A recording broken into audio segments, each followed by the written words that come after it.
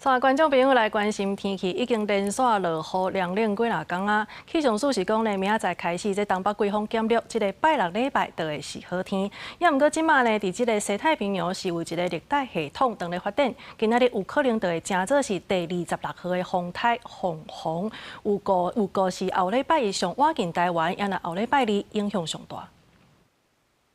这几天天气凉冷啊凉冷，气象署表示，对拜四开始水汽减少，温度也会回升。民众伫这个拜六礼拜也当把握好天气。但是西太平洋海面上目前有2个热带系统，一个已经变做风台海鸥，走对菲律宾；另外一个 TD29，上紧伫拜三会结做轻度风台凤凰，后礼拜一上晚近台湾。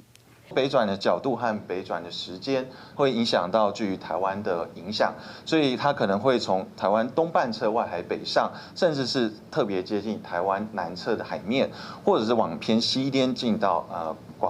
广东的沿海附近哦。但无论如何哪一种路径对台湾影响，就是周一会接近，到周二就是影响台湾天气最明显的时候。气象署嘛表示，拜四开始东北季风减弱，对拜五开始一直到礼拜，除了北部山区、宜兰、花莲会有阵雨，其他的所在拢是侪份好天。爱到礼拜暗，新的东北季风增强，才会影响这方面的北部、东半部。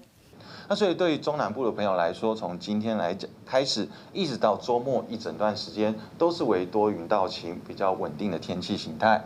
那要等到礼拜日晚上之后呢，是下一波东北季风的增强。那主要影响还是以迎风面、北部及东半部为主，降雨几率增加，特别是北台湾开始转湿凉了。 气象署也提醒，虽然东北季风减弱，天气有转雨，也毋过爱注意早暗的温差真大，也爱注意拜六礼拜过后，因为受到凤凰风台影响，部分沿海风影会较大，要挖近海边啊，就要细致。记者陈心东、曾俊佑台北报道。